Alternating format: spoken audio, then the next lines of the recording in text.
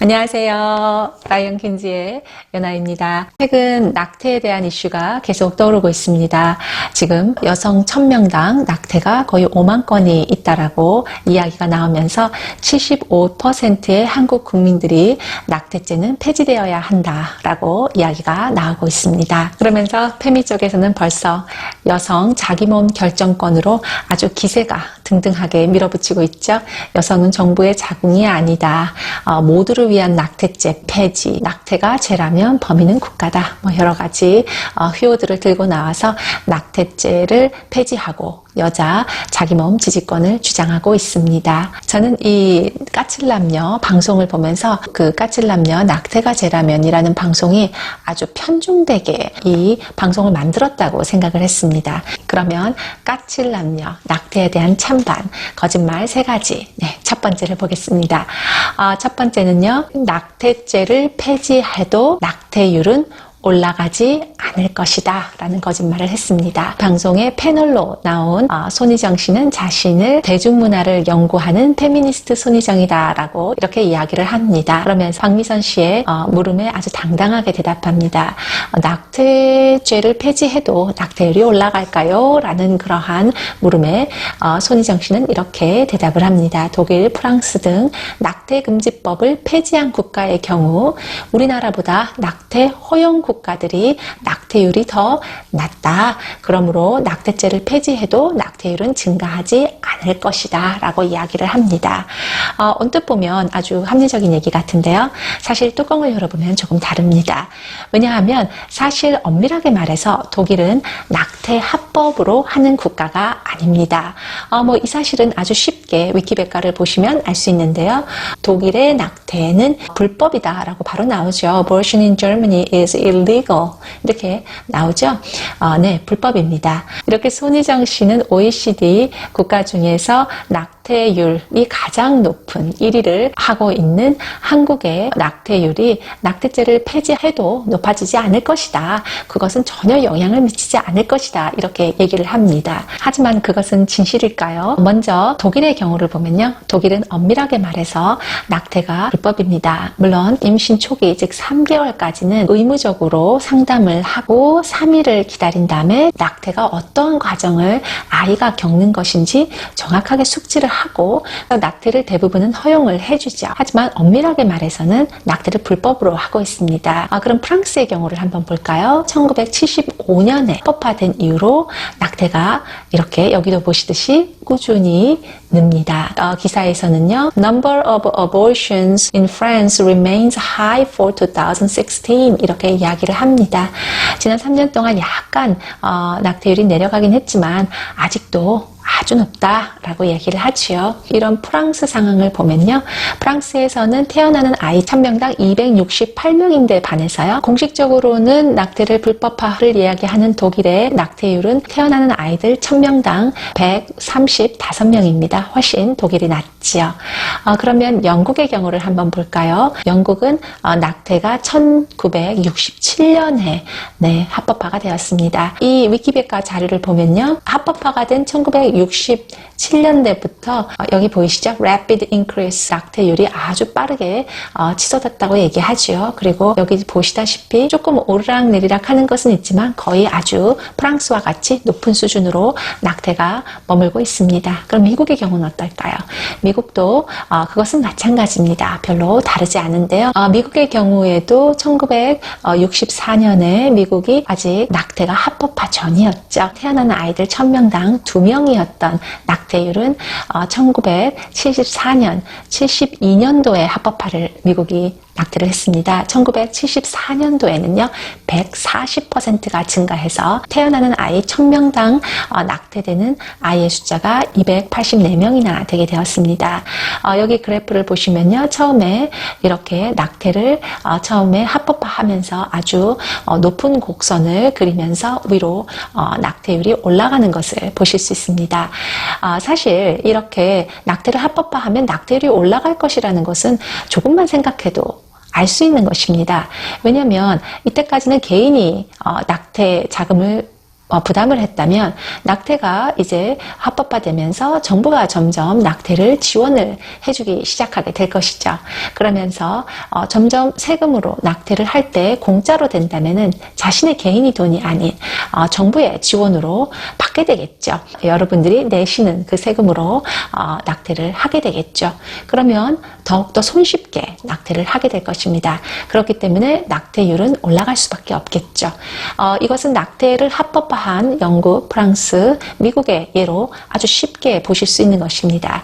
한국은 예외가 될 수 있다고요? 한국은 뭐든지 1위를 하는 나라인데 여기서 절대 1위를 뺏길 수 없겠죠. 낙태율, 낙태죄를 폐지하면 더 올라갑니다. 그러므로 손희정 씨의 말은 거짓이라고 저는 봅니다. 두 번째, 낙태에 대해서 편중된 방송을 한 까칠남녀의 거짓말입니다. 낙태죄를 폐지하는 여성들의 상징이 된 옷걸이에 대한 이야기입니다. 이 옷걸이를 얘기를 하면서 이렇게 얘기를 하죠. 낙태죄 지지자들의 주장, 낙태를 반대하시는 분들, 아이의 생명권을 주장하시는 분들은 자기가 태아의 생명을 지키고 있다 이렇게 얘기를 하지만 사실은 이 사람들은 여성들을, 다른 생명을, 낙태를 하려고 하는 그 여성들의 생명을 옷걸이 같은 위험한 낙태 방법에 노출시킴으로 그 여성들의 생명을 절벽으로 몰고 있다라는 그런 주장입니다.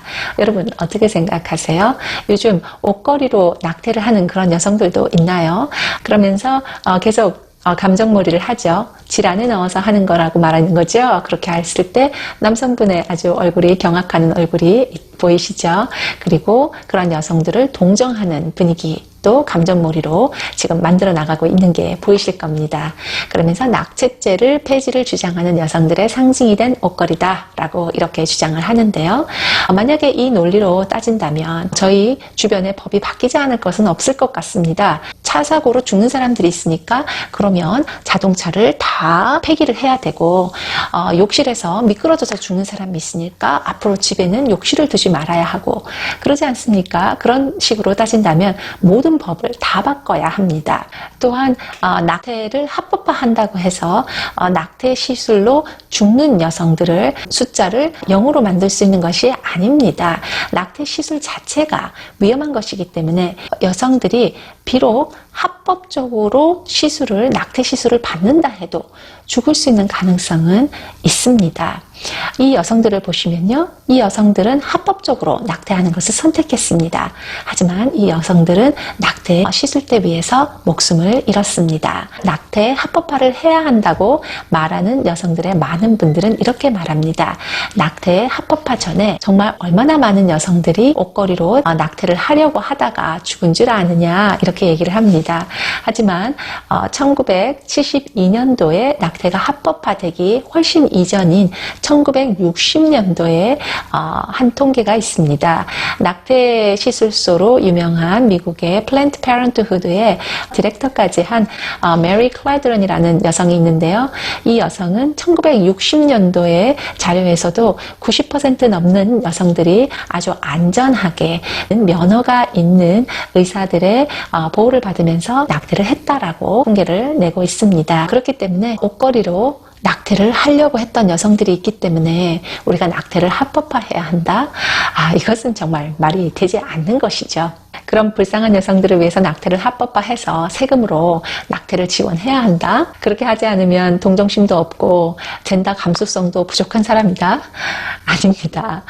제가 볼 때는 이러한 페미들이 들고 있는 이 옷걸이는 여성들이 낙태를 하기 위해서 질안에 넣는 도구가 아니라 정부 보조금을 더 긁어 모으려는 갈고리처럼밖에 저는 보이지 않습니다. 그러면 낙태에 대한 편중된 방송을 한 까칠남녀 거짓말 세 번째입니다. 낙태가 죄라면 누가 범인이라고요? 네, 국가가 범인이라고 얘기를 하죠. 그러면서 이런 주장을 합니다. 여기서는 양성애자 은하선 씨가 이런 이야기를 하는데요. 아무도 낙태를 하기 위해서 임신하는 사람들은 없다. 그렇기 때문에 낙태가 죄라고 규정하는 국가가 문제인 거다. 이렇게 이야기를 합니다. 마치 국가가 낙태를 죄라고 이야기하지 않으면 여성들이 낙태를 해도 위법의 행동을 하는 것이 아니기 때문에 낙태에 대한 죄책감을 느끼지도 않을 거고 낙태를 숨기려고 하지도 않을 것이다 라는 그러한 논리로 주장을 펴니다. 하지만 그 말은 과연 맞는 말일까요? 그녀들의 한번 낙태 이후에 자기의 심정을 고백하는 그러한 것들을 한번 보시겠습니다. 은하선 씨는 이때 자신의 낙태를 고백을 하시고 이런 얘기를 하죠. 자기가 처음에 낙태를 했을 때 정말 당황스러웠고 두려웠다. 이 아이도 생명인데 내 마음대로 할 수 있을까? 그리고 다른 여성들입니다. 그 다른 여성들은 어떻게 얘기할까요?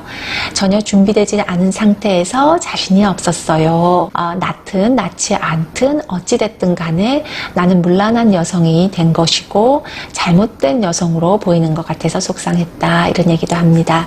나의 삶을 선택한 여자가 이기적이라는 거기에서 오는 자책감도 큰 것 같다. 다시 돌아가도 저는 제 몸을 지킬 것이고 낙태를 할 것이고 모든 여성들이 우리 몸을 나의 것이라고 생각하면 좋겠습니다. 나의 결정을, 낙태의 결정을 절대 비난하지 않으면 좋겠습니다. 라고 얘기합니다. 그래서 그녀들의 이런 말들을 종합을 해보면 이런 말인 것 같습니다. 나도 낙태가 나쁜지 알지만 했다. 하지만 내가 충분히 괴로웠으니까 나에 대해서 비난하지 않으면 좋겠다. 그리고 나도 자기 자책이나 자기 비난을 하지 않을 것이다. 그렇게 결정할 것이다. 뭐 이렇게 요약해 볼 수 있겠습니다. 그러면 왜 여성들은 이렇게 낙태를 결심하는 것일까요? 낙태를 하는 이유 중에서 여성들이 가장 많이 꼽는 것들은 사회활동의 지장이나 아니면 경제적으로 형편이 되지 않아서 낙태를 한다라고 이야기를 합니다. 그러면서 그녀들은 이야기하기를 낙태는 나에게 그 당시 유일한 방법이었다. 다른 대안은 없었다라고 이야기를 합니다. 그러면 우리가 그 여성들의 낙태를 한 여성들의 입장은 저희가 충분히 들었다고 생각하는데요. 그러면 우리는 낙태를 당한 아이들의 입장도 한번 봐야 되지 않을까요? 우리가 항상 어떤 일을 판단을 할 때는 이 두 가지를 같이 상황을 보고 판단하는 것이 맞다고 저는 배웠습니다.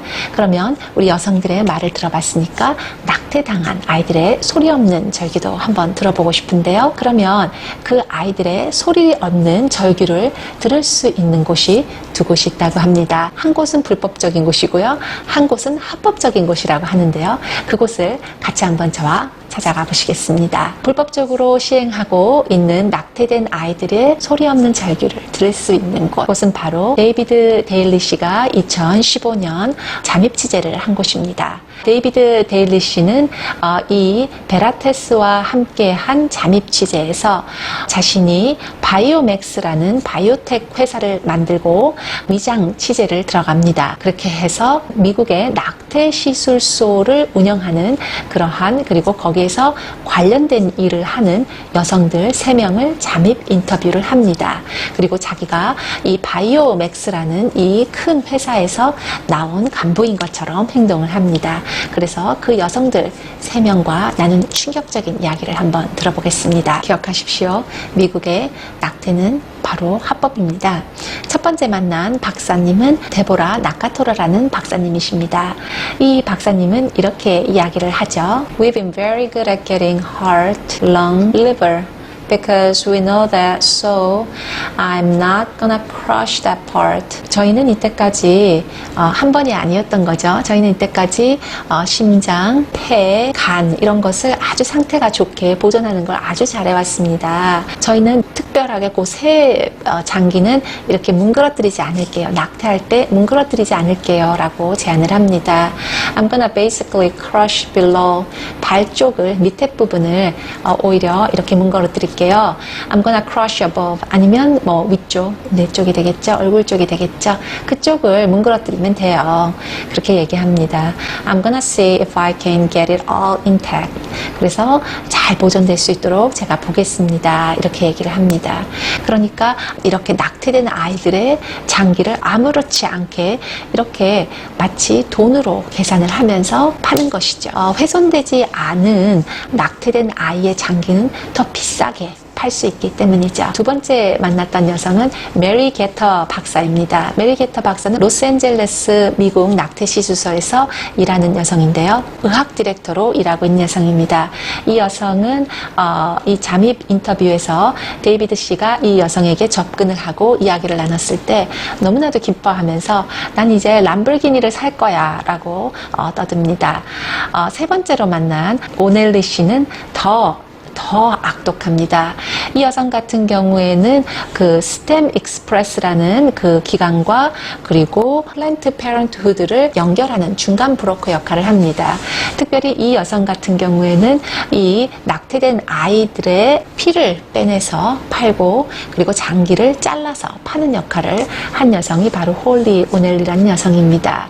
이 여성은 잠입 취재를 간 이 잠입 기자에게 아주 재밌는 거 보여줄까? 이렇게 하면서 6개월 돼서 낙태가 된 아이의 심장을 톡톡톡 칩니다.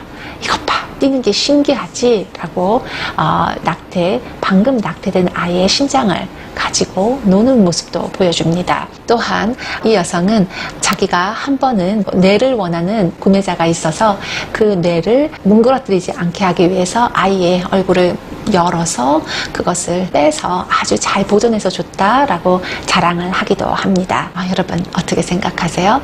이렇게 불법적으로 아이들의 장기를 파는 사람들입니다. 지금 처음에 말했던 데보라 나카토라 박사와 메리 게터 박사는 지금 수사를 받고 있고 고소를 받아서 재판 중에 있습니다. 그리고 지금 마지막으로 얘기했던 홀리 오데일이라는 이 여성은 28살밖에 되지 않았는데요. 지금 사진에 보이시죠? 돌연 과로사로 사망을 하게 됩니다. 이 일이 바로 있은 이유죠.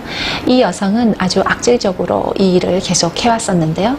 이 여성이 중간 브로커 역할을 했던 스템 익스프레스라는 그 회사에서는 태아의 장기가 가지고 오면 피를 가지고 오면 얼마를 쳐주는지 이러한 상세한 가격 내역서까지 다 이제 조사가 되어 있습니다. 바이오텍 회사들은요, 이런 태아의 장기를 사서 자신들이 연구하는 음식이라든지 스낵이라든지 음료수, 제약들의 사람의 세포가 어떻게 반응하는지를 보기 위해서 이러한 세포들을 사는 것이죠.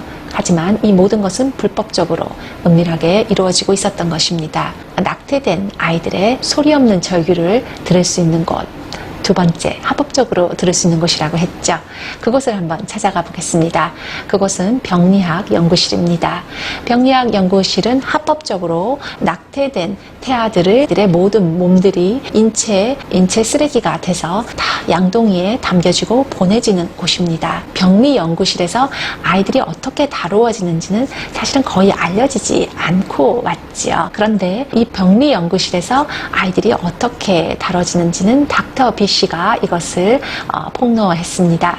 닥터 B 씨 같은 경우에는 자신도 병리학 연구실에서 일을 하면서 자기가 처음 거기에서 일을 하게 됐을 때 얼마나 병리학 연구실에서 일하는 모든 직원들이 이 양동이, 즉 아이들이 낙태돼서 오는, 정기적으로 오는 이 양동이를 두려워하는지, 그 누구도 양동이에 들어있는 아이들의 찢겨진 몸들이 부패가 되는 것을 보고 싶어 하지 않는다고 합니다. 자기는 처음에 양동이가 왔을 때 자기가 그것을 열었다고 합니다. 근데 그 안에는 6개월 된 태아가 낙태된 모습으로 들어있었는데요. 그 안에는 2개의 팔이 아주 확연하게 사람 팔, 하지만 미니어처처럼 들어있었고, 그리고 몸통이 있었다고 합니다. 그리고 그 몸통에는 머리가 없었다고 해요.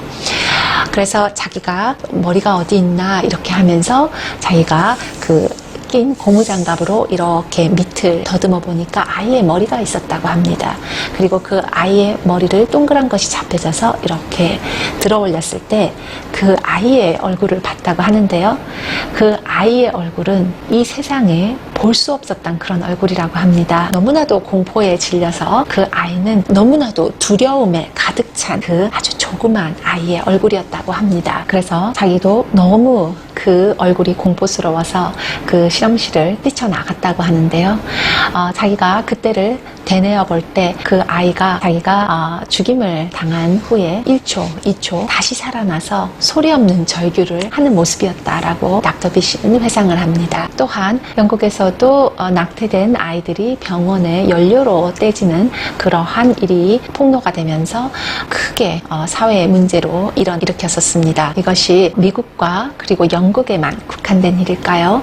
우리가 낙태죄를 폐지하게 되면 더 많은 아이들이 지금 이렇게 합법적으로 혹은 불법적으로 이러한 취급들을 받을 것입니다. 외국에서는 낙태를 하고 나서 당당하게 이야기하는 여성들도 있습니다.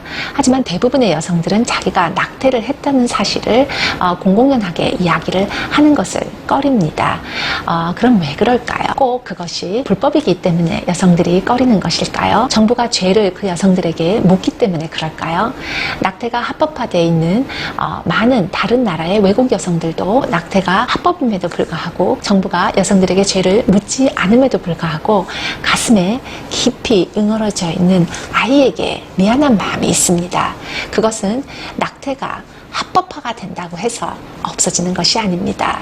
그러므로 은하선 씨가 얘기하는 낙태가 죄라면 그 범인은 국가다라고 이야기를 하는 말은 틀렸습니다. 우리가 굳이 그 낙태의 범인을 묻자면 낙태를 그냥 묵인하고 허용한 그 아이의 아빠 그리고 그런 무책임한 남성과 성관계를 하고 그 아기를 만들고 낙태의 시술을 간 그 여성, 그 아버지와 어머니의 책임이라고 볼 수 있겠죠. 까칠남녀의 손희정 씨의 말처럼 우리는 사랑하는 남녀가 성관계를 하면 임신 가능성은 언제나 수반된다는 것을 모르는 나이가 아닙니다. 저는 이 영상을 만들면서 제가 도덕적으로 여러분들보다 우위에 있다고 생각하기 때문에 아니면 누군가를 비난하기 위해서 이 영상을 만드는 것이 아닙니다.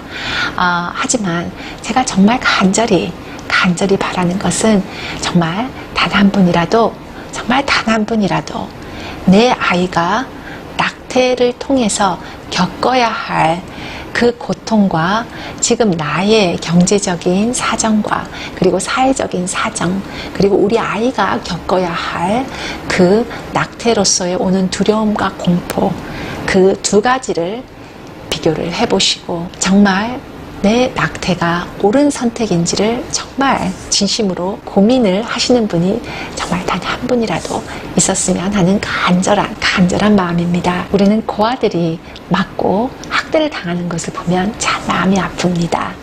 하지만 그 아이들은 부모들에게 버려졌지만 부모들에게 죽임을 당하지는 않았습니다. 위에 그 어떠한 상황도 낙태된 아이에게는 최상의 선택이 될 수가 없습니다. 저도 여성들의 결정권을 지지합니다.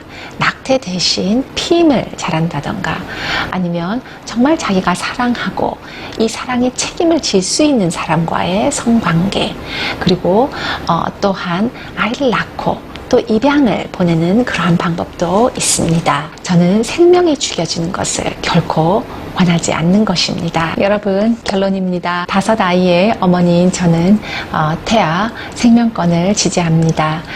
왜냐하면 1980년대 이후로 정말 많은 의사들이 그리고 과학자들이 생명은 수정에서 생긴다는 것을 입증하고 있기 때문입니다. 낙태 합법화는 절대 낙태율을 낮추지 않습니다. 낙태 합법화는 낙태율을 더 크게 높이 올릴 것입니다. 한국의 낙태는 옷걸이로 하는 것이 아니라 은하선 씨처럼 낙태 시술소에서 대부분의 여성들이 안전하게 낙태 시술을 불법임에도 합니다. 또한 낙태 자체가 위험한 것이기 때문에 낙태에 합법화는 낙태로 죽는 여성들을 0으로 만들 수는 없습니다. 낙태당한 아이들이 주검이 돼서도 다시 학대를 받으면서 소리 없는 절규를 지르고 있습니다. 여러분들 혹시 제가 지금 하고 있는 이 방송을 스마트폰으로 보고 계신 분들이 있으신지요? 여러분들이 가지고 계시는 이 스마트폰의 발명가 스티븐 잡스 씨는요, 스티븐 잡스 씨의 어머니가